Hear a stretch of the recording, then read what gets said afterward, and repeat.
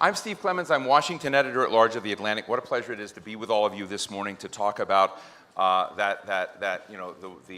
this very optimistic and uplifting topic with David Miliband this morning, entitled "To Fix the Refugee Crisis, Harness the Best of Human Nature." We're going to have a discussion. I hope we're going to have lots of time for questions and answers and comments and discuss. We've got one of the world's really great souls, in my view. David Miliband, of course, is President and CEO of the International Rescue Committee. There's information at your seats on IRC.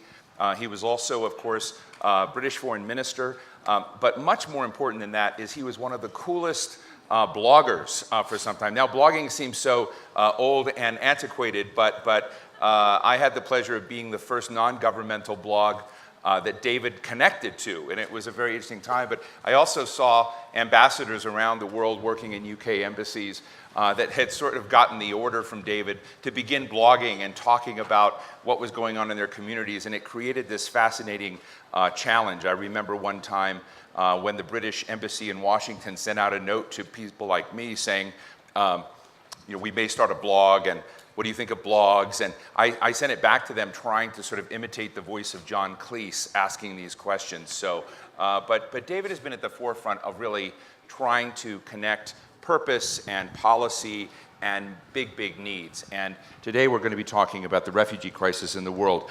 I want to just share some breaking news that I just heard, which is very relevant to this morning. The Supreme Court ruled this morning in favor of President Donald Trump in the Trump versus Hawaii case on restricting travel, and said that there was no religious bias, that Donald Trump had reasons for doing this. And I want to just start there, David. Your reactions to this news from the Supreme Court that President Trump can essentially unilaterally ban people coming to this country. This is it's both connected to refugees, but it's also connected to other normal movements of people. What's your reaction? So I think it's a really good place to start. First of all, it's nice to be called old and antiquated by Steve Clemons. I'm feeling you're getting younger and I'm getting older as the years go by.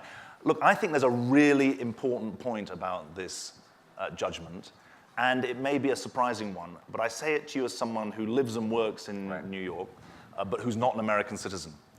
And that is that your Constitution and the law is a great bulwark of a free society, and it needs to be defended at every stage. But there is a snare in legalizing policy problems. And my great fear about the judgment today is that it will be reported not as President Trump's executive order is constitutional, it will be reported as President Trump's executive order is right. And there's a very big difference between something being constitutional and something being right. And my argument all along has been that the refugee policy as regards the arrival of refugees into the United States, the Trump administration inherited a situation where 90,000 refugees a year were resettled into the US. The president decreed that only 45,000 should come. In fact, only 21,000 are being allowed in this fiscal year, so there's been a 3/4 reduction in the number of refugees being allowed into the US. My argument has always been a policy argument that this is bad for America, bad for the refugees, and bad for the global effort to bring security and dignity to people whose lives are convulsed by war and persecution. And the constitutional argument, while born of the best possible instinct, which is to defend people, leads to a situation where it's almost that if something is legal, it must be right. And my argument, my response today is, well, it may be legal, but that doesn't make it any more right, because it's founded on allegations about lack of security vetting, lack of integration into society, criminal elements coming in, that is completely untrue. And I think I would plead with you, those of you who are Americans, to remember that your duty as citizens is not just to stand up for what is legal, but to stand up for what is right. So what is the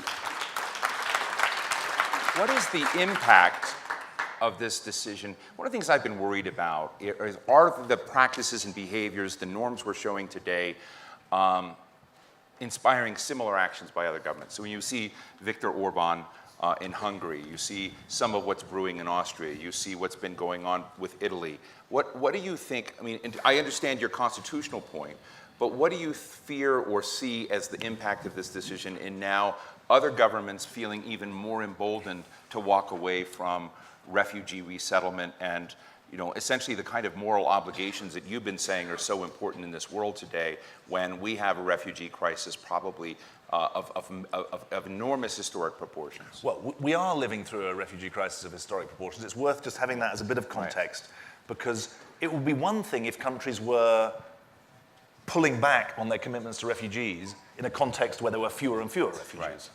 But we're living through the greatest refugee crisis since the Second World War. 1 in every 110 people on the planet has been driven from their homes by conflict or persecution. 25 million of them are refugees. That means that they've been driven from their homes and crossed a border into a neighboring state. 40 million of them are internally displaced people. That means they've been rendered homeless in their own countries but haven't yet crossed a border. And 3.5 million are asylum seekers. That means they've crossed into a third country and are claiming asylum. Now, that, to my mind, constitutes a crisis because, not just because of its scale, but because of the fact that for 60% of refugees, they're out of their own countries for at least 20 years. And for 80%, they're out of their own countries for over 10 years. So you've got long-term displacement. Less than 2% of the world's refugees went home last year. So that's the context for thinking about your question. And the best way of answering your question is to say, well, when America does the right thing, what happens? And we have a very clear test case. We had a lot of quarrels with the Obama administration. But in September 2016, they announced an increase in refugee numbers and an increase in humanitarian aid. What happened? There was a 30% increase in the number of refugees being offered for resettlement by other countries, and a large increase in the amount of humanitarian aid. And so obviously the obverse is a real danger, that every ne'er-do-well leader around the world is going to take inspiration from the decisions and the arguments that are being put forward, the allegations that are being put forward by the Trump administration. I think it's too simple to say that President Trump is the inspiration for Prime Minister Orban, because in fact Orban came first. Some of the moves in Poland came before the election of President Trump. But there's no question that there's what's sometimes called a populist, sometimes called a nativist strand of politics around the world that is speaking to economic dislocation, that is speaking to social change, social and demographic change, and that finds a ready market. Now, that is an argument that has to be joined, and the only thing I'd say is it's not a new argument. I mean, I quote in my book, Albert Einstein founded the International Rescue Committee in the 1930s. I've learned in America, if you're British and you write a book, you never tell anyone. It's like, now, having been in New York for 4 years, I'm like, I've written this book, you've all got to buy it. It's only $15.99, and 20% of the proceeds go to the IRC. So I'm looking forward to many of you. Let me talk about this book. No, but hang on, let me make the point. So we were founded by Einstein in the 1930s, and then I quote, there's this incredibly moving letter that he wrote in 1941 to Eleanor Roosevelt. And the letter said, there is persecution of an unspeakable kind happening in Europe at the moment. And you must plead with your husband, the president, to allow Jews to be resettled from Europe to America. And you know that the answer was no. And so this is not a new phenomenon. We've got to have a sense of historical perspective on this. And there's, if I may say so, an outstanding article that I read on the plane yesterday by Peter Beinart in the Atlantic this month, or on the website, where he says, look, don't say simply we're living through the 1930s again. His argument is this is much closer to the era of Harding, Coolidge, and Hoover in the 1920s, in the attacks on foreigners, the attacks on Italians in the 1920s and on Catholics, and the attacks on international institutions that happened in the 1920s. And of course, the 20s were the forerunner of the 1930s, but we have to be historically accurate in how we understand the times we're living through. Fascinating, because I was going to ask you for back in the 1930s, so thank you for referencing Peter. I should have been more aware of his piece. But let me mention something about this book, Rescue Refugees in the Political Crisis of Our Time, by David, it's a very, very quick read, and it's a very, I have to say that as someone who has followed this, I've written about the refugee crisis, I've written about heroism during the 1930s by American foundations that were trying to save some of the bright minds in the world and bring them over. The Rockefeller Foundation did this, which we can get into in a bit. This is a deeply distressing book, and one of the things that drew me into it was your own personal story, which I hadn't been aware of. I mean, I knew that you had parents who were refugees, but why don't you share with the audience why your stakes in this question are so large? Steve actually said to me, beforehand. You know, the book, it's surprisingly good. It's much less boring. It's much less boring. Much better than I thought it was boring gonna than be. I thought it was going to be. So I take that. When we do the reprint, I think we should put that. Steve Clemons says, much less boring than you might have expected. Yeah. I take that as high praise. It's a rather British type of praise. But so I didn't really think about this very much growing up, because like many refugee families, my parents didn't really talk very much about their refugee experience. My dad was a refugee from Belgium in 1940. He got the last boat out of Ostend with his father. And he fled to the UK, leaving his mother and my aunt, his sister, in Belgium. My mum spent the war in Poland. She lost her father and in the war, and she survived thanks to the extraordinary courage of people who were willing to shield her and her sister. So she came to the UK not as an orphan, but on her own as a 12-year-old in 1946. And this wasn't a big part of our family narrative, really. We were shielded, really. We had the security of growing up in 60s, 70s, 80s, United Kingdom, relatively middle class, and it's only been more recently, and I think when I took on this job, I realized that in a small way I was sort of closing a circle by trying to help people who are going through similar trauma, albeit in different political context and different religion in many cases. And I think that the most important thing for me is that this work of rescue, that when I was appointed to run the International Rescue Committee, I said, look, there's a global challenge to how you do some of the most difficult things. How do you get medical aid into Syria? How do you educate girls in Afghanistan? How do you tackle sexual violence in Congo? I said that I thought that the IRC had a special role as an organization that's focused on families whose lives are traumatized or shattered by conflict and persecution. We're not a generalized anti-poverty agency. We work in 40 countries. We've got 17,000 staff in 200 field sites, and we're dedicated to people whose lives are shattered by conflict. I said there was a distinctive role for the IRC, but what I didn't realize is that the work of rescue is not just about them, the people who we're helping. It's actually about us. It's about what we in the Western world stand for. It's about whether or not the values that we write in our laws and in our constitutions mean anything. It's whether or not we are willing to assert that the values that we live by are actually not Western values, but universal values, and they're embodied in UN conventions on human rights that are often honored in the breach rather than in observance.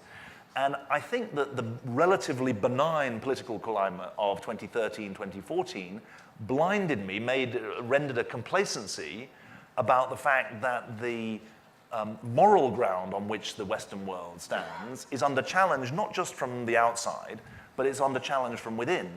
And I think it's really important that I'm able to try and speak to the fact that the rescue is not just something about them, it's about us. You know, one of the things your book did for me, and I don't think that I'm someone that's normally like this, but when we talk about this, and you talk about the scale, the numbers, you know, the people that are lost in trying to get across the Mediterranean, you know, a minimum 3,000 people a year die or disappear. You helped this past year more than 26 million people. The scale and number is so large that it almost becomes sterile in the way we talk about it.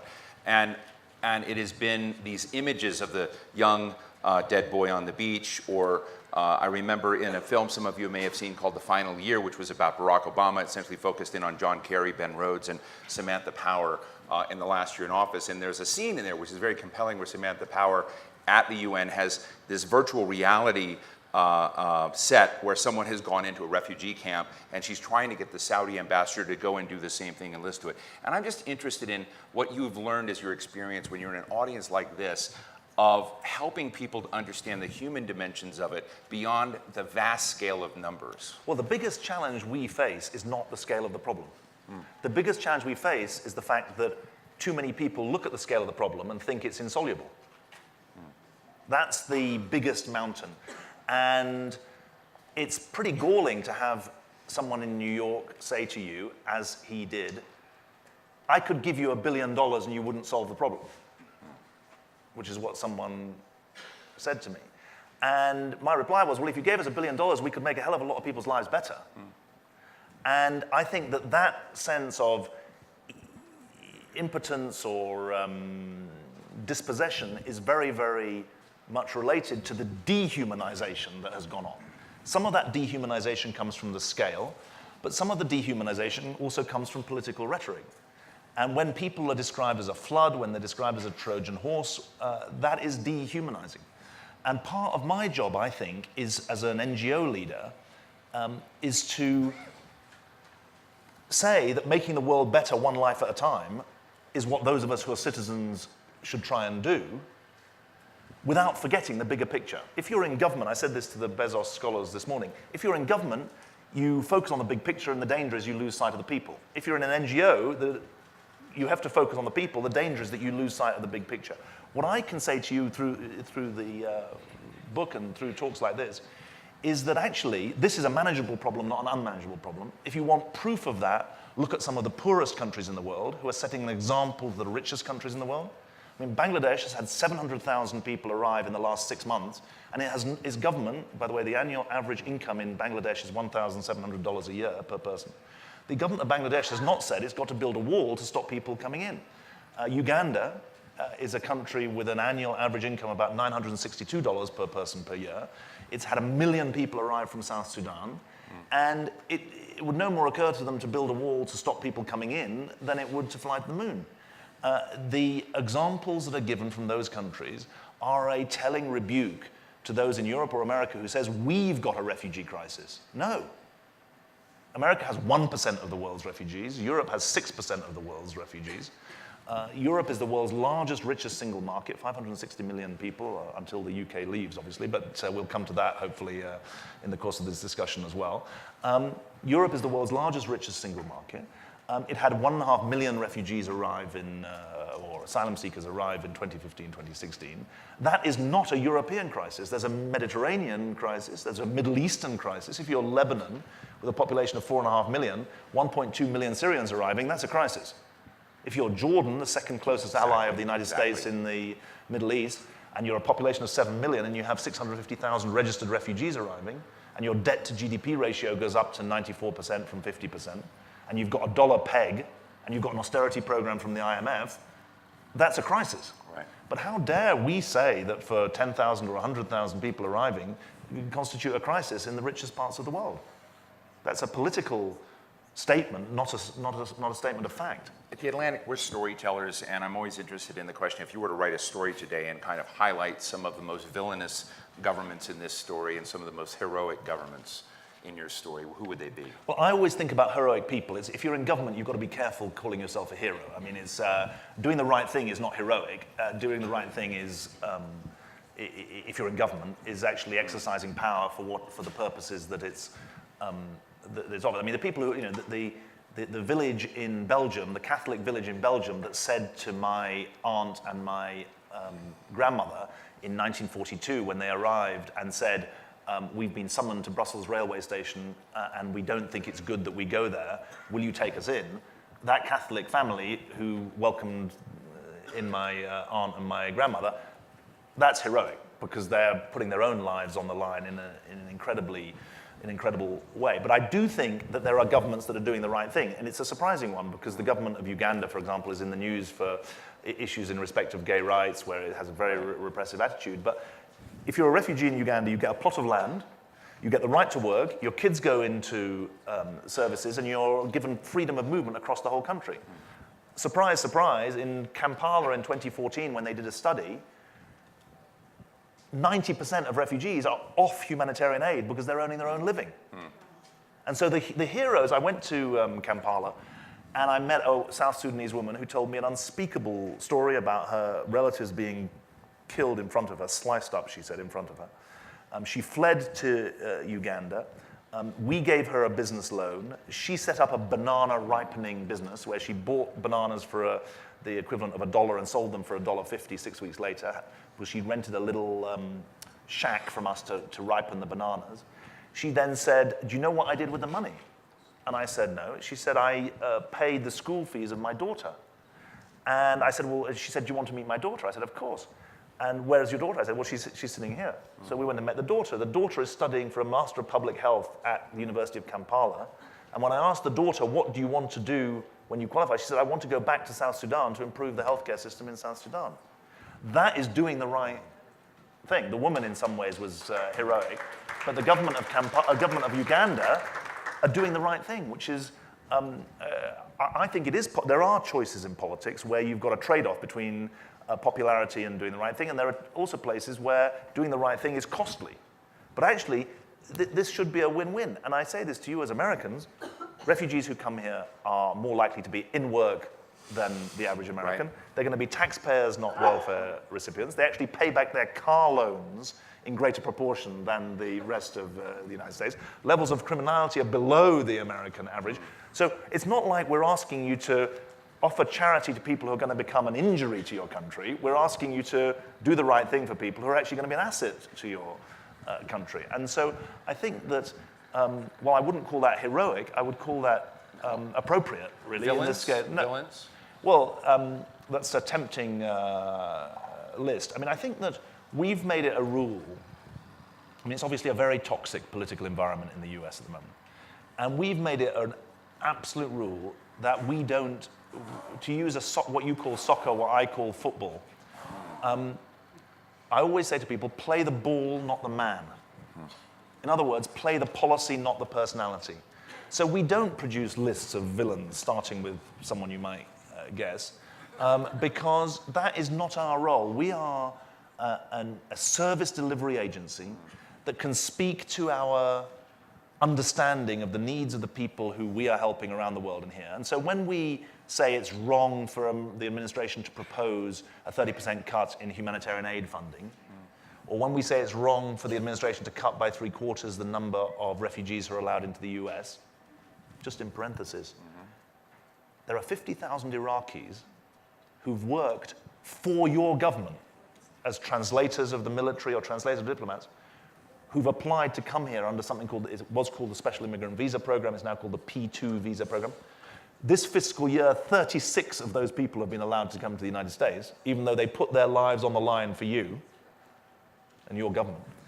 We don't say about that nasty things about the president. We say that the policies are wrong. And so I think it's important as a non-partisan charity that we speak to what we know, which is the policy, rather than to the personality. So we don't do lists of villains. Another dimension of your very compelling book, sobering book, that I had thought about it, read about, but never connected to this, is that when you kind of look at what we're dealing with in terms of war-related and crisis-related refugees and people that are displaced, which are at historic levels since World War II.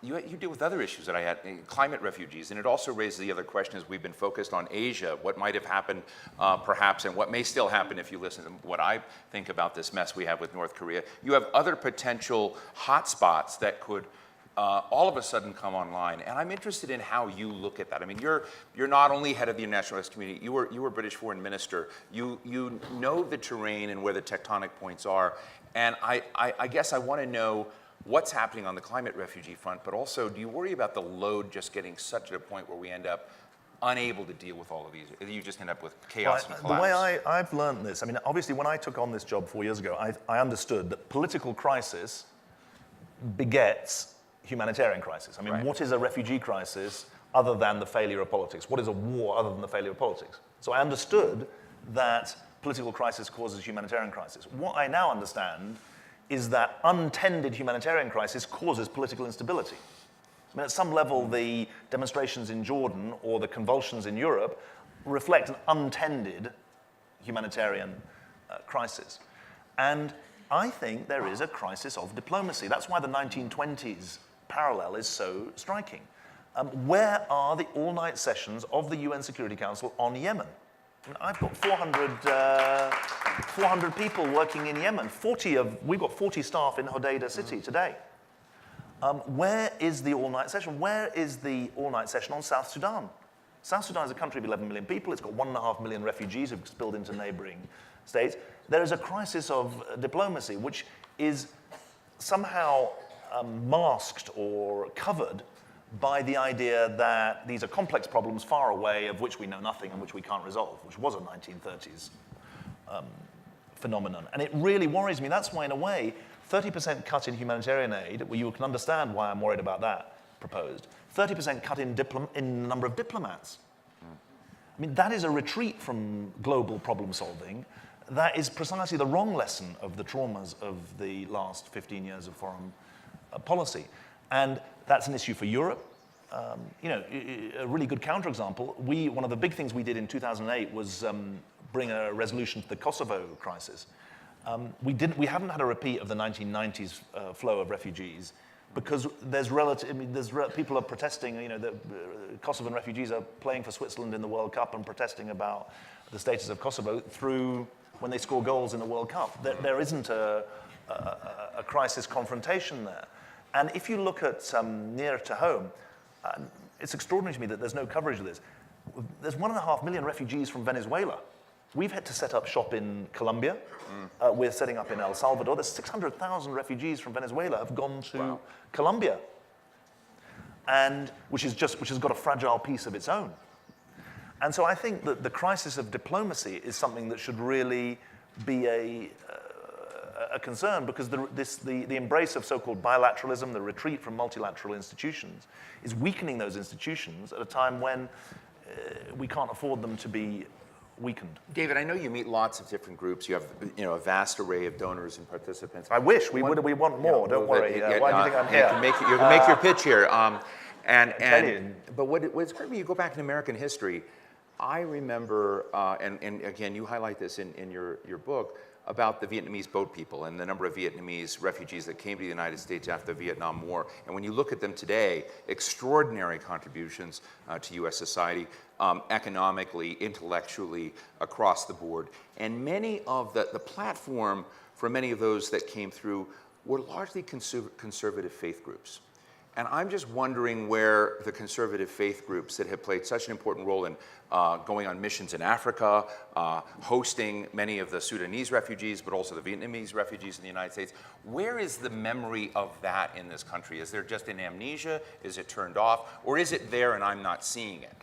Well, I think that one of the most moving conversations I've had recently was I was in San Francisco speaking at a forum a bit like this, and nothing's quite like Aspen, but and a Vietnamese woman came up to me and she said, you know, my parents were refugees and they never spoke about it. They felt that they would be less assimilated if they talked about being refugees.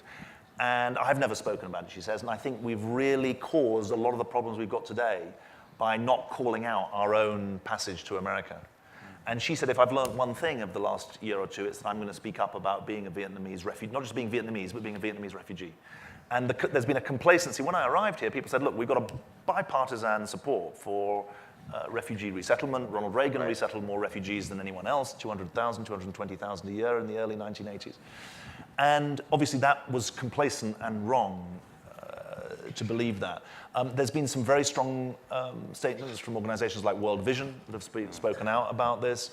Some of their supporters have spoken out and said, look, this is our issue as well. But there's a lot of competition for space at the moment. Right. There's a lot of issues out there that are in play. And frankly, I think there's a slow and quiet strangulation of the refugee resettlement program in the US. I mean, the reduction from 90,000 to 21,000 is precipitous. And the effective strangulation of the SIV program, the special immigrant visas for Afghans and Iraqis who've put their lives on the line for you is going on as well. And there's so much else in the news that I think that there's a real danger for these programs. I think there's also the parallel point that there's so much flux around, so much tumult, that the international aid that America does, which is successful, is sort of lost in the narrative. And so actually Europe now spends more on humanitarian aid internationally than the US. Now, that Europe is a collection of countries, obviously, but still the European Union can now say, look, European countries now spend more on international aid than the US, which is an unprecedented situation. And so I feel that is born of the sense that the problem is so big that we can't resolve it. I think there's a really telling phrase that I hope all of you here think about, which the Pope went to Lampedusa in 2014. This is the island off Italy where asylum seekers first land. And he said, the world is suffering from the globalization of indifference, which is an accusation, not just a statement. And I always say to people, I don't know if you're allowed to argue with the Pope, but I think that there is not a global, I don't see indifference. What I see is a sense that the problems are insoluble. And that's why I really want to get across to you that if you become a supporter of the IRC or other charities, you will be making a difference. And in a way, that word indifference, it's not that people are indifferent mentally, it's they worry that they can't make a difference. And my point is that we need the globalization of making a difference. And certainly, if you think about the kind of stories I've told you about the people we're helping, that's a hell of a difference. Right. And it adds up. That's how you end up helping 27 million people in a year. I have two quick questions, and I want to go to all of you. And this may sound unfair, but it is something raging in the United States right now, which is a debate on civility and how to respond to this. And it was the crisis of children being taken away from their parents that created something different. It seems to be at least the tipping point of the day where a much larger number of people were so offended by this. And we, of course, had the incident where a restaurateur at Little Hen would not seat Sarah Sanders or ask her to leave, she and her family. And some are applauding this, and some are saying this is not American, that this is not civility. I'm interested in you as a tactician because, I remember when you were foreign minister, you weren't asking for people to go protest, but protesting is part of raising visibility for things. Marches, visibility. How do you feel? If you had a restaurant, would you seat Sarah Sanders? Well, and her I think family? she wouldn't be choosing my cooking. I tell you that's. I'll tell you that for starters. What I think is really important in a febrile political climate is that you don't lead to a situation where there's a loss of focus on the real victims. Right. In politics, there's always politicians competing to say that they're the victim, and the victims in this extraordinary, disgraceful imbroglio on the southern border, the victims are the children and the families. Right. And anything which takes away from their situation worries me. And in the modern media age, anything can become a distraction. And it is crushing to me. I mean, we do a bit of work for children who are fostered when they arrive in America unaccompanied. So it's not related, not as part of the backwash of last week's incidents. So we know a bit about what's going on, and we know a bit about what's going on in El Salvador and in the triangle in Latin America. And for America to be a country which is promoting family reunification abroad, which we do through family tracing, a lot of our work is actually reuniting families. For America to be funding family reunification abroad but sponsoring family disunification at home is an appalling commentary on how politics and policy has changed. And it will give license to people around the world to say, well, that's okay. And it's not okay. Right. And I think that what's really important in thinking about your duties as citizens is to make sure that nothing diverts from the real victims of this, who are children who are 6 or 9 months old, who are no longer with their parents, and who have no prospect of getting closer to their parents. Another staggering statistic that I learned from you is that over half of displaced children that are school age are not getting any schooling, not in any program whatsoever. And I know you just won a $100 million prize, IRC and Sesame Street productions from the MacArthur Foundation, as I understand it. What are you doing with that $100 million? Why is it so important? How are you trying to push the needle on that issue? So the trauma that you've heard people talking about in the southern border, the trauma of displacement, the trauma of children who see dead bodies and people being killed, that's called toxic stress. And it is a flood of hormones to the front of the brain, and it can affect you for life. the good news is that actually, if you get the right kind of nurture, social and emotional support, you can reverse the effects of toxic stress. And we've got the brain science to prove it, and in the partnership with Sesame and New York University, we developed a program that will tackle toxic stress among refugee and IDP, internally displaced children in the Middle East from 0 to 8 years old. It's called Sesame Seeds. It's a $50 million for us, $50 million for a Sesame workshop, and so $10 million a year. So $100 million sounds like a lot of money, but actually, when you break it down, it's $10 million a year for each organization. We're happy to have anyone match that, because we've got plenty of other $100 million programs up our sleeve, honestly. And I think it's a really exciting program, because what it says is that we can invest in breaking the cycle of disadvantage and degradation and division that affects these children. And I told the Bezos scholars, I've got on my wall in New York a picture that was drawn by an 11-year-old Nigerian girl in northeast Nigeria of a beautiful Nigerian woman. And I asked the teacher in our healing classrooms, which is essentially what we'll be delivering in the Middle East, I said to the teacher, what's the story of this girl? And to cut a long story short, they said, look, when she arrived at our classroom 11 weeks ago, all she could draw were dead bodies and soldiers. And now she's drawing a beautiful Nigerian woman. And she's essentially using art therapy to help tackle toxic stress. And that is going to change that give that girl the chance to change her life. And that's what we are trying to do in our program funded by MacArthur with the Sesame Workshop. So the big message, I think, is that this crisis is manageable, not insoluble, and that we all have a personal moral duty to help make it so. Let me open up the floor to questions, and right here in the back. Yes. And thanks in advance to our wonderful microphone runners. Yes, go ahead. Thank you, David. It's wonderful to have you here, and your message is so compelling. Laura Louder for everyone who doesn't Thank you, know. David. So. My question is, how relevant is the fact that the rise of nationalist far-right governments in Europe has been created by the Syrian refugee crisis of moving over 1 million refugees into Europe? And how correlated are those from your perspective? And secondly, what can advocacy organizations do to disentangle the question of crime and poverty and all of the issues that they feel are associated with the influx of these refugees and the actual work ethic that they have and what the actual results have been on the ground? And can I piggyback? It's crime, poverty, and terrorism that is often exploited. And your ancestors were from Belgium, and Belgium has been one of the places where this has also been used politically. So look, the truth is it's been exploited, and there's 3 or 4 points that one has to understand. First of all, Europe's biggest problem is not that 1.5 million people arrived. Europe's biggest problem is that it had ignored the refugee crisis in 2013 and 2014. Despite the Pope going to Lampedusa, in 2015, when 1.5 million people arrived, there was no European package ready to address that. And we all know in policy that if you're playing catch-up, you're losing. Right. So the biggest thing to understand is Europe has been scrambling to catch up. If it had been put in place proper entry and exit systems, proper systems for distributing refugees and immigrants around the continent while their cases were being developed, we wouldn't be in this mess. Secondly, we're living in the shadow of the global financial crisis.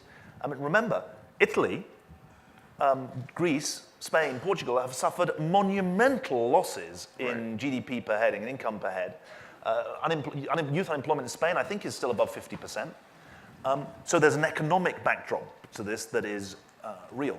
Thirdly, there's no question that European governments are paying the price of a failure to distinguish between refugees and economic immigrants. And I think it's really important that we understand that 65 million refugees and internally displaced, 25 million refugees in total, 3 million asylum seekers. There are 250 million people crossing borders at the moment for economic reasons. And it's not inhumane, it's not wrong to say that there's a different moral and legal obligation to the baker from Damascus who's bombed out of his bakery by his own government, or the girl in northeast Nigeria who's chased from her home by Boko Haram. There's a different moral and legal obligation to that person than there is to someone who's seeking to move across a border for a better life. It's not that one is good and the other is bad, they're different. And they carry different legal and moral obligations. The key to being able to put those different obligations into practice is processing cases quickly.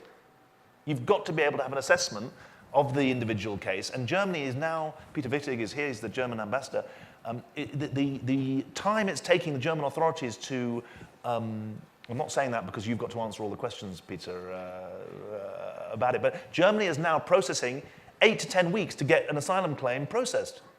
In the United States, it's now 286 days. There's no excuse for that. In Greece, there are people who've been waiting on the island of Lesbos for 3 years to have their case processed. And so Europe has made its own position difficult. Final point is, there's no question that those three factors have all been, that those confusions, those latencies are being exploited in an effective way. But here's the word that is critical, and I bring my Brexit trauma to bear on this. The key word is control. If the population thinks that the government is in control of a situation, then it might think the government is right, it might think the government is wrong, it's not going to tip over the apple cart. If the people think the government's not got control of a situation, then you've got a problem. And I think that's where there's a link to the US debate about your responsibilities to refugees versus your responsibilities to the 11 million undocumented. Sorry for the long answer. In the very back.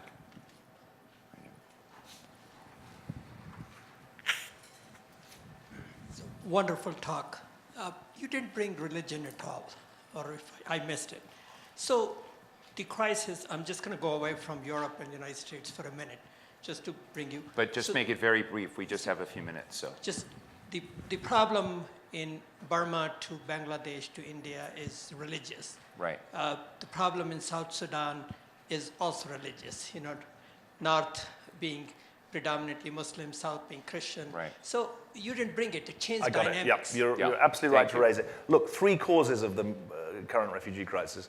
The 4th will be climate, but it's not yet really the driver. 1, weak states that are unable to meet their obligations to their own citizens. 2, a weak and divided international order that has lost the capacity to problem solve. 3rd, very difficult to talk about, but division and tumult within parts of the Islamic world. I mean, that's a significant point, that we were founded by Einstein to rescue Jews from Europe. 45% of our clients today are Muslims. We're a secular organization, and it's absolutely right there to do so because we meet people on the basis of need. But actually, South Sudan is not a good example because South Sudan is not a religious conflict. It's an example that is ethnic, if anything, rather than religious. But Afghanistan, the Yemen, there are religious components, but they're interwoven with issues of power, resources, engagement with the outside world. And so there is a difficult to talk about but important element, a driver in this, which is has a religious basis. Other questions?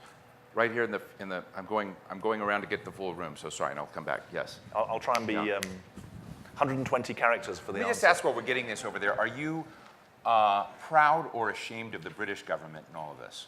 I'm proud of the international aid program, where we spend 0.7% of our national income on aid. You spend 0.17%.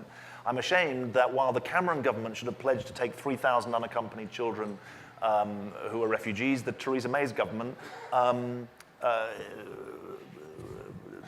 threw away that commitment. So in Britain, no one understands this in America. In Britain, we would call that a curate's egg.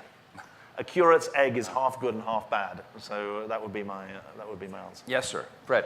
So my daughter-in-law works for you, and she's Your daughter-in-law? This Yes. is Fred Kent. And she is working in communities in this country, helping to integrate the refugees into the life of those communities. And that's an extremely positive way forward, and possibly a very strong political way of thinking about how that can happen. Quick question for, So the question comment. is, how do you get that to be more known by people around the world? Because I think that helps you a lot. So great. First of all, huge thanks to your daughter. I hope she says she's being offered enlightened leadership for the organization. I think it's really important you use the word integration, because we like to say that our job is not to be doing refugee resettlement. Our job is to help people make successful lives in the United States, and that's about integration. And that word integration is different from a word of assimilation. Integration means that you're bringing your own character, your own religion, your own identity to a country, and you're adding to the country. Assimilation means that you're having to copy a previously agreed definition of what it means to be an American. And so I think that the integration is important. There are lessons for Europe in that. There's been some very successful refugee integration in Europe, but there's also been very unsuccessful attempts at it. And one of the successes that you have is there's a clear route to citizenship. After 5 years, you can become a citizen. I think that's really important to the American success story. Right here in front. Hello, I'm so sorry. You needed to get your steps in today, right? Thank you so much. Hi, Elif Gökçidem. I have an initiative called Empathy Building Through Museums. And my question is, I'm very interested in the moment when a leader faces a choice to do the right thing. Right. What is the one quality that you would think that individuals should have to make the right choice at any given challenge? Very cosmic question, So, but important. I find... Ooh! You okay? You sure you're okay? No, not sorry. Just make. We'll get an extra 30 seconds as a result of that, Right, as a sort of yes. bonus. Thank you, and a round of applause Yeah. for.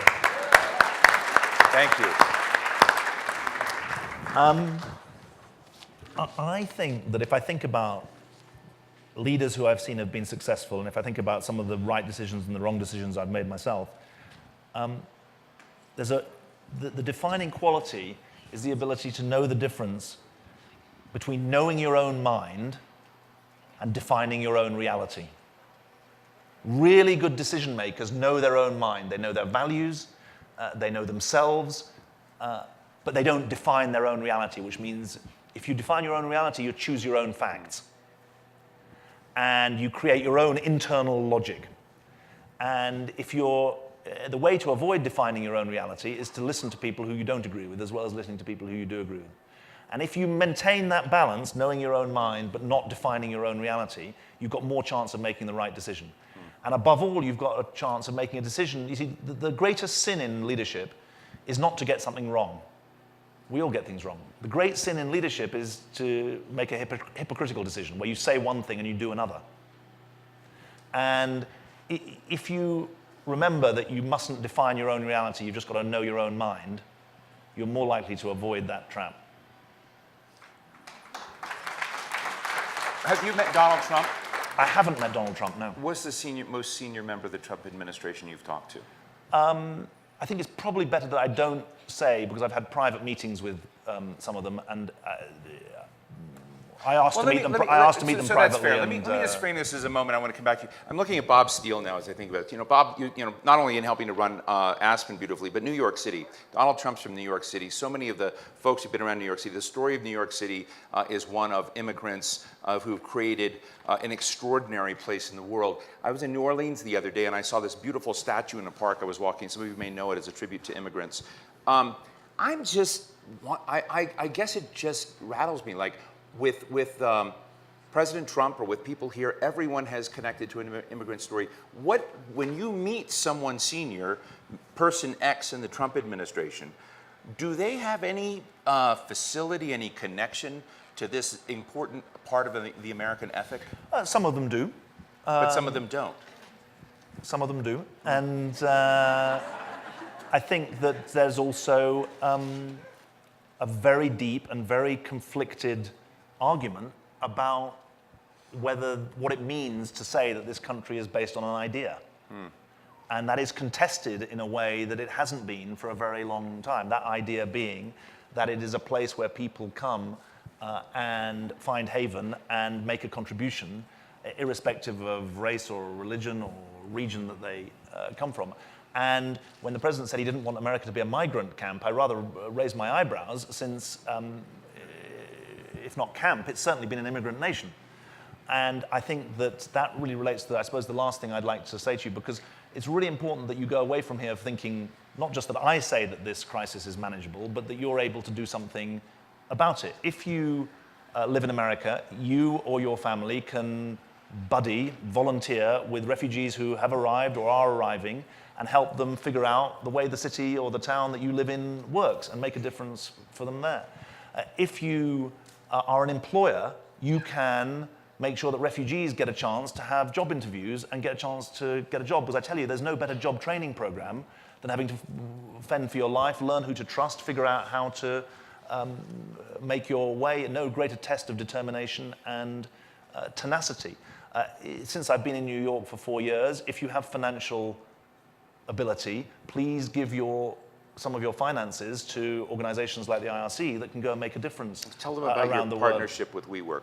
So WeWork, I visited them in Denver yesterday. WeWork is the office services company, 200 refugees they've taken on in the last 3 or 4 years, giving them a chance to get onto the employment ladder. As I say, if you've got finance, don't interrupt me on that point. That's the, if you've got finance, please support the IRC. But there's one thing that's even more important, which I think is really more significant. If you're a citizen, use your voice. Because voices matter. I'm struck by how many congressmen and women say to me, well, it does matter whether or not I get calls about an issue. I mean, I don't think there have been enough calls about the fact that America has only offered 36 places to Iraqis of the 50,000 who put their lives on the line for Iraq. So please use your voice because it's your country, and this remains the benchmark power in the world today. And it's a benchmark power both for the Western world. The Western world doesn't exist without American leadership. And it's a benchmark power for the emerging countries who will define their own strategies on the basis of what you do. If you withdraw and pull out, they'll move in. If you offer partnership, they will partner. If you start a trade war, they'll engage in a trade war. And so it's really important, the kind of choices that you make. And in the end, countries can only make choices through a national conversation. We're having a national conversation in the UK at the moment, which is a traumatic and a bloody national conversation that's going to go on for the next 10 years if we go ahead with this Brexit departure. But your country's in the midst of an enormous need for a national conversation. If one thing worries me even more than the refugee crisis, it's the lack of a national conversation that has the integrity to be able to listen as well as to talk. And that's something that I think is really important, not just for this country's future, not just important for the people that we're serving, but actually for kind of the trends that are going to define the globe in the years ahead. Some of you may now understand why I've said in the past what a lousy deployment of talent it would have been if David had ended up as British Prime Minister instead of running the international rescue activity. Ladies and gentlemen, David Miliband.